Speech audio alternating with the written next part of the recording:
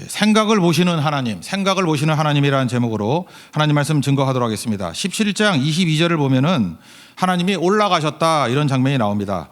그러니까 아브라함에게 13년 동안 잠자고 있던 믿음을 깨우시고 가셨죠. 이름 바꿔주시고 그 다음에 할례 행하라 이러고 올라가셨다라는 것입니다. 그러고 난 다음에 이제 18장 1절에 다시 내려오셨다 이런 말씀이 나옵니다. 이유가 무엇입니까? 목적이 있기 때문에 그렇습니다. 하나님께서 다시 찾아오실 때는 목적과 또 변화하고자 하는 내용이 있다라는 것입니다. 이 두 가지 내용인데 18장에 보면은 첫 번째는 사라가 불신앙을 가지고 있습니다. 사라의 불신앙을 치유해 주시려고, 또 하나는 소돔의 죄악입니다. 소돔의 죄악을 처리하시려고, 이 두 가지 때문에 나오셨다는 것입니다. 아브라함이 존재는 어떤 의미가 있느냐? 아브라함을 통해서 열매를 거두게 된다라는 거예요. 하나님께서 일하실 때 우리 믿음의 조상이라 그러죠. 우리 같이 믿는 사람들을 통해서 하나님께서는 좋은 결과를 나타내신다는 것입니다. 30배, 60배, 100배의 열매를 거두게 만드신다. 그래서 하나님은 하나님의 백성들을 통해서 이렇게 동역자 역할을 감당하시면서 주의 일을 하신다. 이게 오늘 내용입니다. 두 가지 한번 살펴보도록 하겠습니다. 첫 번째는 하나님이 오신 이유가 뭐냐? 사라의 불신앙을 다루었다는 것입니다. 그러니까 우리도 여기서 얻을 수 있는 게 뭐죠? 믿음이 흔들리면 안 되고 굳건한 믿음을 가져야 된다는 것입니다. 두 명의 천사와 함께 왔습니다. 그러니까 겉으로 보이기엔 세 사람이 온 거예요. 하나님 플러스 두 명의 천사 방문했습니다. 그때 아브라함이 그를 환대하죠. 환대하고 말씀하셨습니다. 다루는 핵심은 뭐냐면 사라입니다. 사라가 핵심이에요. 그래서 사라가 어디 있느냐 그랬더니 장막에 있습니다. 텐트에 있습니다. 그리고 말씀하시기를 내년 이맘때 사라에게 아들이 있을 것이다. 그랬더니 사라가 또 궁금했는지 뒤에서 숨어서 엿듣고 있었습니다. 잘 들었다는 거예요. 그런데 지금 조건은 더 나빠지고 있잖아요. 자기 둘 다 늙었고 그 다음에 자기 자신은 여성의 생리도 끊어졌다. 그러면서 속으로 웃었다라는 것입니다. 불신이죠. 하나님 말씀을 믿지 아니하고 노쇠했고 늙었는데 무슨 아들을 낳겠느냐 뭐 이러고 있었다라는 것입니다. 그러니까 불신앙을 보여주는 장면입니다. 내용 한번 읽어보겠습니다. 9절부터 12절까지 내용을 읽겠습니다. 시작. 그들이 아브라함에게 이르되 내 아내 사라가 어디 있느냐? 대답하되 장막에 있나이다. 그가 이르시되 내년 이맘때 내가 반드시 내게로 돌아오리니 내 아내 사라에게 아들이 있으리라 하시니 사라가 길이 장막 문에서 들었더라. 아브라함과 사라는 나이가 많아 늙었고 사라에게는 여성의 생리가 끊어졌는지라. 사라가 속으로 웃고 이르되 내가 노쇠하였고 내 주인도 늙었으니 내게 무슨 즐거움이 있으리요.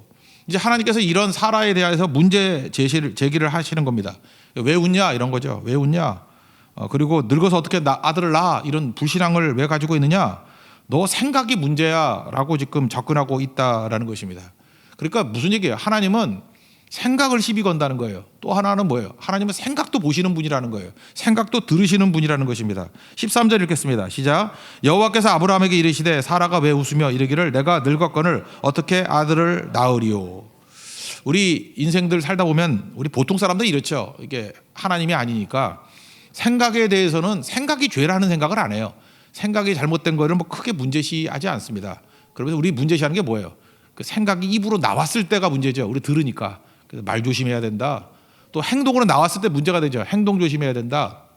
그래서 정작 생각에 대해서는 뭔 생각을 하든 간에 아무 문제가 없다고 생각을 한다고요. 그래서 성경이 다루고 있는 게 뭡니까? 우리가 염려한다. 염려를 뭐로 해요? 생각으로 하잖아요. 그냥 생각이 염려 그러잖아요. 염려. 두려움. 두려움을 몸으로 두려워하나? 뭐 물론 또 하는 것도 있겠지만 생각으로 두려워하는 거죠. 생각으로 염려하고 생각으로 두려워하고 생각으로 불신하고. 그러니까 생각이 문제라는 것입니다. 생각이 모든 것의 출발이라는 거예요. 그리고 하나님은 영이시기 때문에 요한복음 4장 24절에 나오잖아요. 하나님 영이시기 때문에 우리가 예배 드릴 때도 그 영과 진리로 예배를 드려야 되지만 영이시기 때문에 우리를 다 보고 계신다는 거예요. 생각도 보고 계신다는 거예요. 생각도 듣고 계신다라는 것입니다. 그래서 오늘도 살아계신 하나님이 우리를 만나주시면 생각이 변화돼야 됩니다. 생각부터 다루시는 분이라는 거예요. 그래서 산상수훈에도 보면 마태복음 5장에 22절에 형제를 향해서 욕하는 자, 막 욕하면서 라가라 그러고 뭐라 그러죠? 뭐 미련한 놈 이렇게 욕하면은 그게 생각부터 나온 거라 그러잖아요. 생각에서 나온 거라고. 살인하고 똑같은 거라고. 또 여자를 보고 음욕을 품는 거 28절 보니까 음욕을 품는 거 생각이잖아요. 이미 간음했다. 똑같은 거다. 그러니까 하나님께서 말씀하시는 접근, 예수님이 말씀하신 접근의 특징이 뭐예요? 생각부터 다뤄야 된다라는 것입니다. 그래서 여러분 생각이 변화되지 않으면 삶이 변화될 수 없고 믿음도 변화될 수 없다라는 것입니다. 그러니까 믿음의 출발은 어디에 있다라는 거예요? 생각부터 있다. 생각을 보시는 하나님, 생각을 들으시는 하나님이다. 이제 사라의 문제는 뭐예요? 행동으로 문제가 없어요. 말로는 문제가 없어요. 근데 생각이 이미 병들었다는 것입니다. 그럼 생각을 치유하기 위해서 필요한 게 뭐냐? 첫째는 말씀 들어야겠죠. 말씀을 듣는 거. 말씀을 들어야 되지 않겠습니까? 들어야 말씀이 우리를 세우는 거죠. 어떤 자매 이야기인데 참 이게 무서운 것 같아요. 마귀의 역사라는 게 무서운 건데 결혼을 안 해요. 뭐 멀쩡하게 생겼는데 결혼할 수 있는 기회가 오는데 뭐 좀 사귀면 헤어지고 그런 거예요. 좀 이상하지 않습니까? 뭔가 이상해요. 왜 결혼을 저렇게 두려워하고 결혼을 저렇게 회피하나 그랬더니 어렸을 때 뭐 지금도 어리지만 더 어렸을 때 점집에 갔답니다. 점집에 갔더니 그 사주라는 걸 보지 않습니까? 사주라는 것은 이게 태어난 그 연월 일시를 따지는 거잖아요. 생년, 생월, 생일, 생시 별걸 다 얘기하네. 그래서 사주예요. 그 인생을 집이라고 생각해서 기둥이 4개 있다는 거예요. 그게 사주죠, 사주. 2개씩 따지니까 팔자라 그러잖아요. 그죠? 2개씩 뽑아가지고. 너무 흥미롭게 듣지 마세요. 그런 거. 사주, 집으로 생각한다고 사주로. 그러니까 결정된 거라는 거 아니에요. 근데 어디 가서 사주를 받는가 봐요, 돈 주고. 그랬더니 너는 결혼하면 남자가 죽고 불행 떠나지 아니하고 뭐 이런 이상한 소리 들었는가 봐요. 근데 한 번 들은 얘기인데 그게 뭐 21살인가 20살에 들은 얘기인데 지금 30 넘었는데도 불구하고 아직도 그게 머리를 떠나지 않는 거예요. 그 한마디가 성경 말씀은 그렇게 많이 듣고도 다 잊어버리면서 그 한마디, 그 점장이가 했던 한마디, 너 사주가 이래, 그 한마디가 떠나지라 마음에 남은 겁니다. 그러니까 영적 어두움이 지배하고 있는 거죠. 나중에 치유는 됐어요. 하나님 말씀으로. 그죠? 근데 내가 볼 때 그게 너무 강력하게 박혀 있어가지고 문제가 되는 거죠. 잘 보세요. 마귀가 우리를 어떻게 넘어뜨립니까? 생각으로 넘어뜨리는 거예요. 그 점쟁이가 했던 한마디 말이 자기 인생을 지배하고 있어요. 지금 우리 크리스찬 가운데 그런 사람 되게 많아요. 뭐 그렇게 한참 하다 보니까 어려움 생기면은 그러죠. 내가 뭐 어렸을 때 우리 점쟁이가 했던 말이 다 맞았다느니. 제발 그따위 소리 해가지고 옆 사람들 그 믿음 흔들리고 하지 말라고. 마귀도 혼자 망해야지. 그죠? 그 지금 마귀의 선지자 되고 있는 거 아니야. 그죠? 계속 그런 식으로 하고 있다는 것입니다. 마귀가 이런 식으로 우리를 넘어뜨리고 있다라는 거예요. 요한복음 13장 2절에도 보면요. 가룟 유다가 어떻게 예수님 팔았는지 아십니까? 마귀가 그죠? 가룟 유다의 마음에 예수를 팔려는 생각을 집어넣었대요. 그러니까 가룟 유다가 언제부터 배신하게 된 겁니까? 마귀에게 생각을 빼앗기고 난 다음에, 생각이 이렇게 들어가고 난 다음에. 그러니까 생각을 잘 다뤄야 되겠죠. 생각. 말씀이 우리 생각을 다 뒤집어 놓을 수 있습니다. 불태워 버릴 수 있고 말씀이 우리 생각을 지배하게 만들어야 된다는 것입니다. 금요철에 때 그런 얘기를 했죠. 그 남편이 어디 출장을 갔는데 전기 안전공사 불러가지고 불이 다 나가가지고 새벽 4시에 불렀더니 진짜 기사가 오더라는 거예요. 너무 좋은 나라죠, 우리나라. 새벽 4시에도 와가지고 고쳐주는 거. 이게 뭐 문을 꽉 닫고 있어가지고 수증기 때문에 플레멘트에 물이 고여가지고 이게 누수 때문에 누전이 돼버린 거예요. 그죠? 그래서 4시에 와서 고쳐줘서 영하 10도 넘는 추위에도 잘 견디게 되었다. 근데 그분이 이제 믿는 사람이니까 갑자기 이 생각이 나더라는 거예요. 이사야서 41장 10절 말씀이 생각나더라는 거예요. 말씀이 자기를 지배하는 거죠. 아무 때나 불러도 오는 기사님 때문에 내가 안심도 하지만 더 좋은 건 하나님이라는 거예요. 두려워하지 말라, 내가 너와 함께함이라. 놀라지 말라, 내가 내 하나님이 됨이라. 내가 너를 굳세게 하리라. 참으로 너를 도와주리라. 참으로 나의 의로운 오른손으로 너를 붙들리라. 이 하나님 말씀을 들으니까 하나님은 어느 때나 24시간 뭐 아무 때나 부르시면 도와주시는 분 아니에요. 더 든든하겠죠. 이 말씀이 지배하니까 모든 염려, 모든 두려움에서 벗어나게 되더라. 그러니까 말씀을 들어야 됩니다. 지금도 보면요, 말씀 안 듣고 딴 데 가 있는 사람들이 그 옛날 생각나는 거예요. 뭐 학교 선생님이 한마디 툭 던진 얘기가 그래 넌 안 될 놈이야 뭐 이런 게 뇌리에 삼아 있고 점쟁이 들었던 얘기 뭐 남아 있고 특별히 그런 얘기 어머니나 아버지가 맨날 그런 소리 하죠. 특별히 엄마들 못 배운 엄마들이 맨날 해놓고 무슨 뭐 속담같이 맨날 해주는 얘기들이 있잖아요. 그게 하나님 말씀보다 더 강해가지고 엄마 말씀은 틀린 게 없어 뭐 이러고 그게 하나님 말씀이 좋은데 무슨 이상한 속설 같은 거 던져놓은 걸 가지고 자기 인생을 지배하게 만든다는 것입니다. 이게 뭐예요? 운명론 아니에요. 이게 마귀가 던져주는 생각이라는 것입니다. 말씀을 통해서 뒤집을 수 있는 하나님의 종 되기를 바랍니다. 지금 사라가 그랬다는 거예요. 사라는 조건만 보는 거잖아요. 노쇠했다. 늙은이만 보는 거예요. 자기 늙었다, 너 늙었다. 그죠? 남편한테 우리 다 늙었다. 거기다 결정적이죠. 얼마 전까지 생리를 했는가 봐. 근데 생리도 끊겼다. 그죠? 175세까지 살았으니까 이 나이 되도록 뭐 생리가 있었던 꽤 늦게까지 생리가 있었던 것 같아요. 왜냐하면 애굽에 갔을 때 65세일 때 예뻐가지고 아내 뺏길 뻔했다 그러니까 우리 교회는 65세 예쁜 여자 한 명도 없어요. 근데 이 당시에는 65세도 예쁜가? 계산해 보면은 그 175세를 산다고 지금 80세 정도로 계산하면 남자 나이가 42살 정도예요. 그러면 10살 어리니까 여자가 32살이니까 요즘에도 32살쯤 되면 예쁜 여자들 꽤 되잖아요. 동의 안 하면 간두고 하여튼간에 그죠? 그러니까 32살쯤 되면 예쁜 여자가 나올 수 있잖아요. 그러니까 사라가 그 정도 나이라고 지금 식으로 친다 그러면 그러니까 그렇게 괜찮을 때는 문제가 없었는데 이제는 생리도 끊겼다. 근데 무슨 아이냐라고 하는 거예요. 다시 하나님께서 똑같은 얘기 너무 반복하죠. 아들 주겠다. 제가 이게 창세기에서만 지금 본 거 벌써 4번째예요. 아들 주겠다, 아들 주겠다. 또 얘기하잖아요. 이유가 뭐예요? 로마서 10장 17절 보니까 믿음은 들음에서 나기 때문에. 그렇게 들어도 믿음이 안 생기는 거예요. 또 한번 들려주시는 거예요. 들으면서 난다고. 하나님 말씀이 여러분 가슴에 잘 박힌 목과 같이 새겨져서 이런 세상의 속설들 또 마귀가 던져주는 생각에서 벗어나는 우리 믿음의 종 되기를 바랍니다. 또 한 가지는요, 말씀뿐만 아니라 성령이 동행하시면 돼요. 성령이 불 받으면 돼요. 성령의 불이 임하면 그죠? 이게 생각이 다 바뀌게 된다는 것입니다. 요한복음 14장 26절 보니까 성령이 오시면, 보혜사 성령이 오시면 하시는 일이 뭐냐? 내가 너희에게 말한 모든 것을 생각나게 하시니라. 그러니까 생각을 확 뒤집어 버리게 만드시는 분이 누구예요? 성령이 하시는 일이라는 것입니다. 우리가 기도할 때 성령이 일하시죠. 우리 다 암송 구절 아닙니까? 빌립보서 4장 6절 7절. 아무것도 염려하지 말고, 염려가 생각이죠. 그죠? 모든 일에 기도와 간구로 너희 구할 것을 감사함으로 하나님께 아뢰라. 그럼 어떤 일이 벌어져요? 모든 지각에 뛰어나는 하나님의 평강이 그리스도 예수 안에서 너희 마음과 생각을 지키시리라. 여러분 믿습니까? 성령께서 우리 마음과 생각을 지킨다고요. 기도해 보십시오. 염려하지 말고, 염려 집어쳐버리고 모든 일에 기도와 간구 또 감사함으로 하나님께 기도하라고, 아뢰라고요. 그럼 평강이 임하고요. 하나님 평강이 임하고 그다음 마음과 생각을 지켜주신다고. 그러니까 기도 없으면 어떤 일이 벌어지죠? 날마다 걱정하는 거예요. 날마다 염려하는 거예요.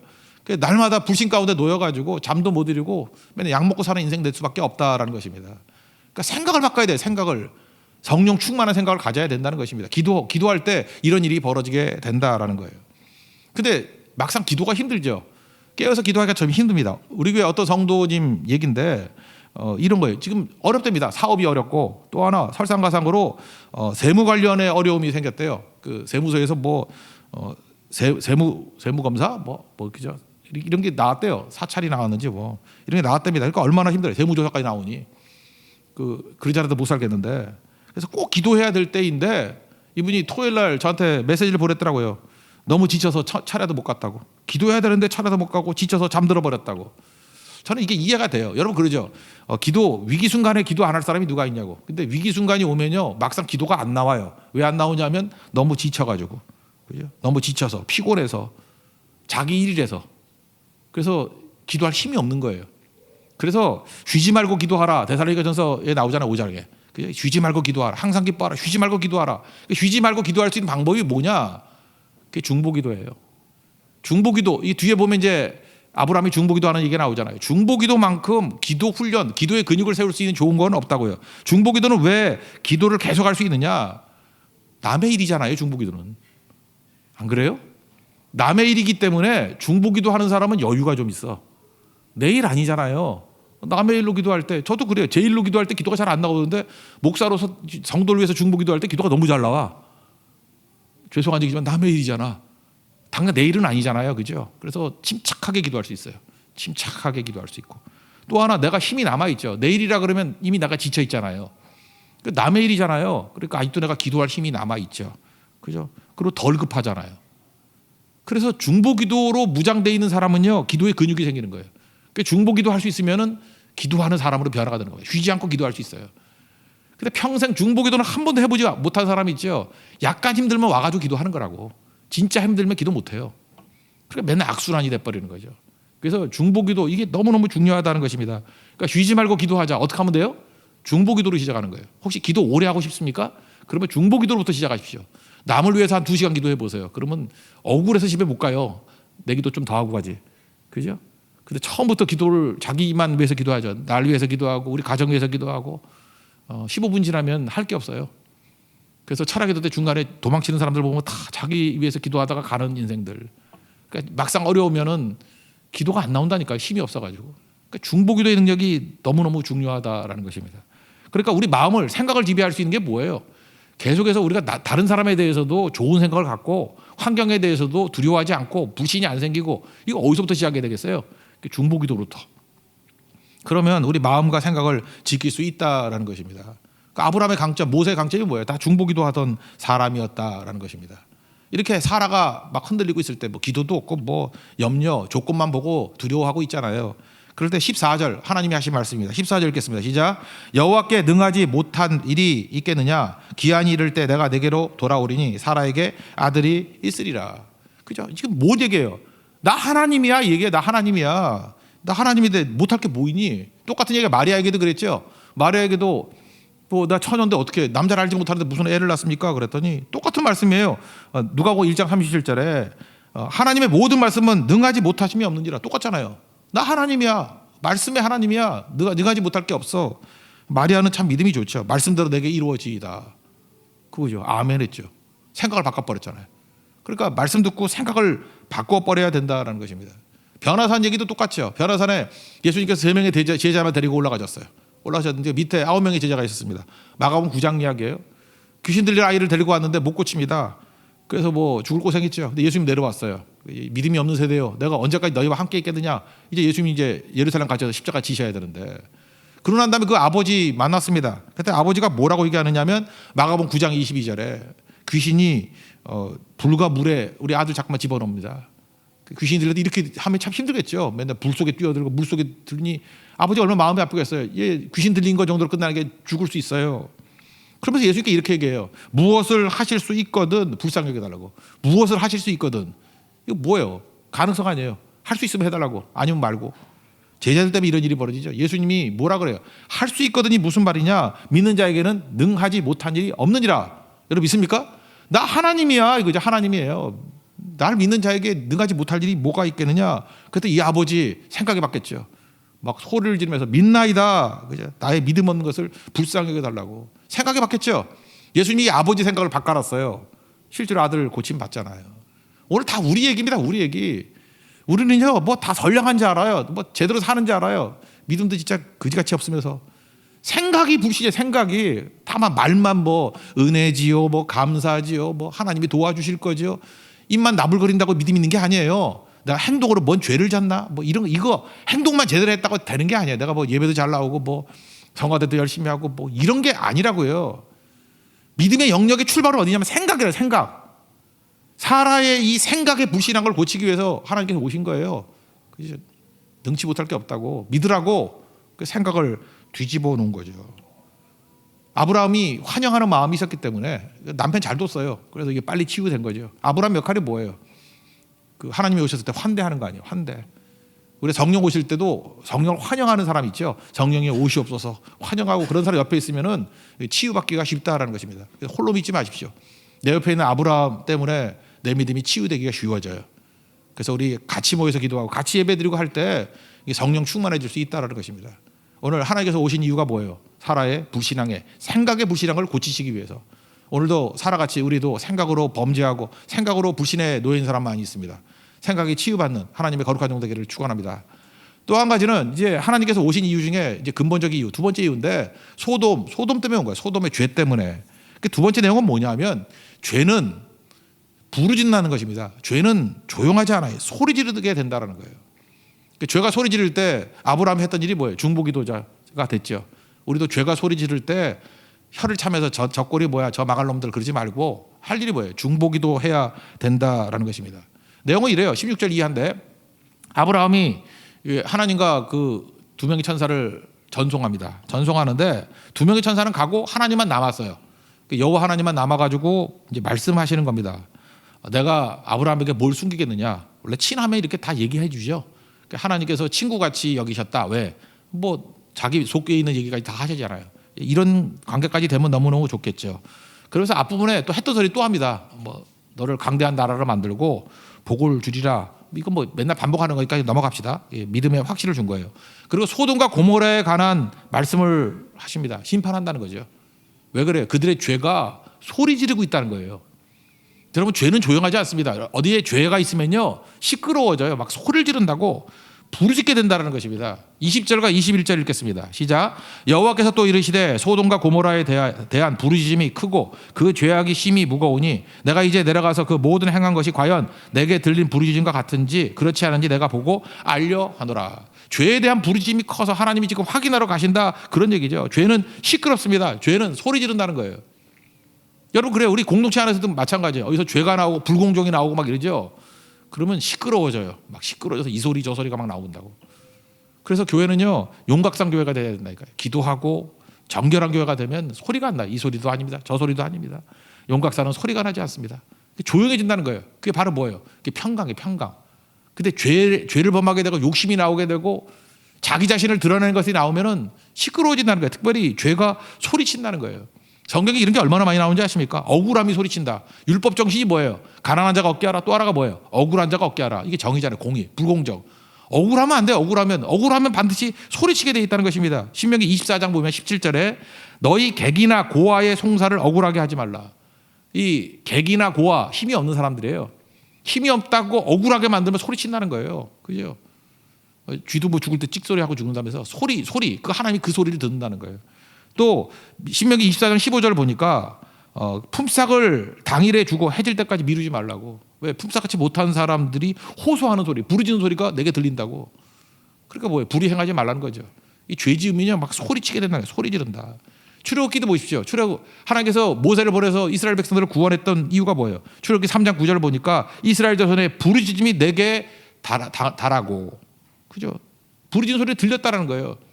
애굽 사람이 그들을 괴롭히는 학대를 내가 봤다고.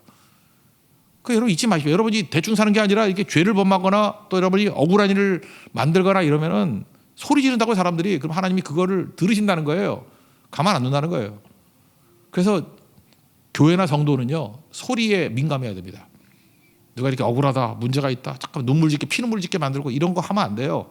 풀어줘야 된다는 거예요. 그거 아니죠. 잘못된 거잖아요. 근데 소리 지르는 일들이 벌어지나요? 어떻게 하면 소리 지르는 게 없어지죠? 아까도 이제 기도하고 또 하나가 뭐예요? 우리가 희생하고 손해보고 또 나를 따르려 하는 자는 자기를 부인하고 자기 십자가를 지고 나를 쫓을 것이다. 누가복음 9장 23절. 십자가 지면 소리가 없어져요. 그래서 교회는 조용해야 된다고요. 잘 보세요. 자기를 주장하면 시끄러워져요. 내가 한 자리 할 거야. 누가 내 앞에서 까불어. 이러면 잠깐 시끄러워져요. 그래서 시끄럽게 만드는 사람은 잠시 좀 기도시켜야 돼요. 이제 좀 잠잠하십시오. 그리고 기도하십시오. 그리고 그 다음에 일해야지 시끄러울 때 밀어붙인다고 되는 게 아니라는 거예요. 왜요? 죄는 부르짖게 돼 있기 때문에. 다시 한번 물어보겠습니다. 우리 주변이 지금 시끄럽습니까? 조용합니까? 시끄러운 소리가 있다 그러면 그놈들이 잘못한 게 아니라 내게 문제 있을 수 있어요. 죄는 소리 지르기 때문에. 지금 소돔이 죄로 인해서 막 소리 지르는 일들이 엄청나게 생기더라는 것입니다. 그때에 그냥 놔두면 망하는 거죠. 하나님 가서 체크하고 죽인다는 거예요. 실제로 망할 거죠. 근데 그 얘기를 듣고 아브라함이 했던 일이 뭐예요? 제사장의 역할이 뭐예요? 중보기도죠.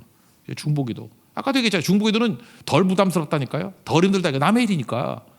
그래서 중보기도를 하는 것이 기도의 출발이고 기도의 완숙이에요. 완숙. 기도의 완성이라고. 중보기도 하셔야 됩니다. 그러니까 중보기도가 깊어지는 교회가 기도하는 교회예요. 내 아버지 집은 기도하는 집이다. 자기 문제만이 아니에요. 이 중보기도라고. 그래서 그때부터 중보기도하기 시작하지 않습니까? 성경을 보세요. 다 하나님께 쓰임받은 사람들 다 중보자들이었지. 유다도 형제들 위해서 중보했고, 문제가 있을 때마다 유다 지파의 강점이 뭐예요? 중보하는 지파예요. 그러니까 하나님이 크게 쓰시잖아요. 모세를 보세요. 중보기도 하잖아요. 금송아지 만들어가지고 다 멸해버리고 내가 너를 통해서 새로운 민족 만들겠다 그럴 때 출애굽기 32장 32절 너무 잘 유명한 구절 아니에요? 기록하신 책에서 생명책에서 내 이름을 지워 주옵소서. 이 백성들을 건져주지 않으면. 생명건 중보기도죠. 그러니까 건져주시잖아요. 여러분 에스겔에서 읽어보십시오. 22장 30절에 보니까 하나님께서 탄식하는 게 뭐냐면 나로 하여금 멸하지 못하게 할 사람. 하나님께서 멸하려 그럴 때 나로 하여금 멸하지 못하게 할 사람 누구예요? 중보기도자죠. 누가 나타나가지고 아브라함같이 나로 하여금 멸하지 못하게 할 그 사람 찾다가 찾지 못해서 하나님께서 지쳤다 그런 말씀이 나와요. 우리가 할 일이 뭐예요? 우리 주변에 나로 하여금 멸하지 못하게 할 그 한 사람을 찾고 있다는 거예요. 똑같은 얘기가 이사야서 59장 16절에 나와요. 사람이 없음을 보시고 어떤 사람? 중재자가 없음을 이상히 여기셨다 그래요. 하나님이. 중재자가 있어야 되거든요. 우리 모든 그리스도인들 부르심이 입은 게 바로 뭐예요? 중재자로 부르심이 입은 거잖아요. 베드로전서 2장 9절 왕같은 제사장으로 우리를 부르셨다면서요. 제사장이 뭐 하는 거예요? 중재자예요. 중재자. 중간에 서서 부르짖는 거. 그러면 살아난다는 것입니다. 그러니까 우리 성도들에게 있어서 뉴스의 의미는 뭐예요? 요나같이 어떻게 되나 보자. 그 성읍에 무슨 일이 일어나는가 보자. 그늘에 앉아가지고 박넝쿨 아래서 쳐다보고 있는 모습이 아니라 모든 문제가 생길 때마다 비난하고 욕할 것이 아니라 중보기도 하라는 거예요. 중보기도. 아픈 사람이 생겼다 그러면 중보기도 하라는 거예요. 어려움 당한 사람이 있다 그러면 중보기도 하라는 거예요. 믿음에서 떨어진 사람이 보였다 그러면 중보기도 하라는 얘기예요. 맨날 자기 자식 새끼들만 쳐다볼 게 아니라 들려오는 소식들이 있잖아요. 그러면 혀를 차면서 아이고 말세야 이러지 말고 중보기도 하라는 얘기예요. 중재자가 되라는 거. 그게 아브라함입니다. 아브라함 보세요. 앞부분에 하나님 환영하고 성령 환영하고 하나님 환영하니까 아내의 불신앙 치유되는데 너무 좋은 환경을 마련하잖아요. 그죠? 30배, 60배, 100배 열매 거잖아요. 그게 아브라함의 역할이에요. 그런 역할 하셔야 됩니다. 그죠? 환대하는 역할, 하나님을 환대하는 거. 또 하나가 뭐예요? 중요한 게 중보기도자로 서 있어야 된다는 것입니다. 여기 실질적인 중보기도 내용이 나와요. 먼저 이렇게 얘기하죠. 하나님의 공의의 호소를 해요. 공의. 하나님 불공평합니다. 왜 거기 의인도 있을 건데 같이 죽이면 안 되잖아요. 그래서 공의의 호소를 해요. 그래서 50명 있으면 되겠나. 이거 한번 읽어볼까요? 23절부터 25절까지 읽겠습니다. 시작. 아브라함이 가까이 나아가 이르되 주께서 의인을 악인과 함께 멸하려 하시나이까. 그 성중에 의인 50명이 있을지라도 주께서 그곳을 멸하시고 그 50 의인을 위하여 용서하지 아니하시리이까. 주께서 이같이 하사 악인을 의인과 함께 죽이심은 부당하오며 의인과 악인을 같이 하심도 부당하니이다. 세상을 심판하신 이가 정의를 행하실 것이 아니니까. 여기서 부당하다 이게 뭐냐면 하나님 의인을 함께 죽이는 게 부당합니다. 제가 볼 때 이거 시작부터가 좀 잘못된 거예요. 사람의 공의를 가지고 접근하면요 의인 없는 이 하나도 없잖아요. 로마서 3장 10절 같이. 그죠? 23절에 뭐예요? 모든 사람이 죄를 범하였으면 하나님 영광에 이르지 못한다고. 그게 우리 모습인데 아브라함은 시작을 잘못한 거죠. 공의의 호소였어요. 공의. 그러니까 5명 부족하면 그래도 없을 것 같아 느낌에. 40명, 30명, 20명, 10명. 공의만 호소하다 끝나버렸죠. 반대로 호소했으면 어떻게 됐을까요? 사랑에 호소했다 그러면 하나님 불쌍히 여겨주세요. 롯 하나밖에 없어요. 걔를 불쌍히 여겨주세요. 내 조카입니다. 그 가정 불쌍히 여겨주시고 이 백성들 불쌍히 여겨주세요. 이렇게 사랑에 호소했다 그러면은 이게 몇 명이 중요한 게 아니죠. 한 명도 없다 할지라도 좀 용서해 주면 안 될까요? 이게 모세였잖아요. 모세가 아마 아브라함 기도톡에서 배웠는지도 모르겠어요. 그죠? 나 하나를 하나님께서 인정해 주시잖아요. 내 이름을 생명책에 지운다 할지라도 이 백성 용서해 주세요. 한 명의 의인 그런 얘기도 안 해요. 그냥 하나님의 사랑에 호소한 거지. 하나님이 살려주셨죠. 그러니까 우리의 기도도 공의에 호소하는 아브라함의 기도가 되면 의인 10명 없습니다. 내일 살피게 되겠지만 예레미야 5장 1절로 예루살렘에 의인 한 사람 없어요. 의인 찾으면 없어요. 모세같이 아무도 없다 할지라도 하나님 우리를 불쌍히 여겨주세요. 그럴 때 그 백성들을 불쌍히 여겨주신 것입니다. 그리고 결국은 아무도 없기 때문에 예수님이 오신 거 아니에요. 길이 없기 때문에. 그래서 십자가에 달리셔서 우리를 구원해 주셨다라는 것입니다. 바디메오 보세요. 예수님이 마지막 여리고서 지나서 이제 십자가 지실 건데 그때 그가 호소한 게 내가 그래도 잘한 게 있잖아요. 그래도 내가 이게 구걸해 가지고 받은 거 갖고 11조 드렸잖아. 이렇게 나가지 않았어요. 그냥 나를 불쌍히 여겨 주십시오. 사랑에 호소하잖아요. 그때 바디메오가 눈 뜨고 구원받게 되더라는 것입니다.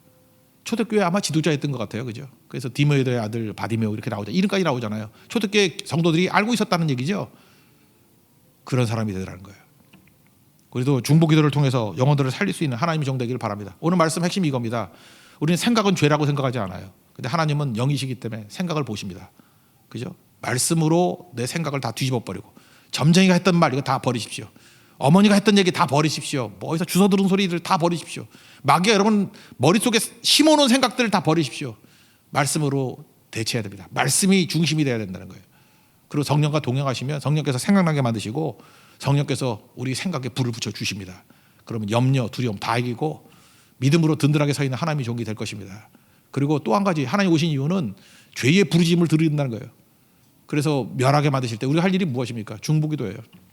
간절하게 중보기도할 때 우리 살아나게 된다는 것입니다. 오늘도 살릴 수 있는 우리 하나님의 거룩한 종 되기를 축원합니다. 자리에서 일어나겠습니다. 주여 우린 연약합니다. 찬양하겠습니다. 주는 완전합니다.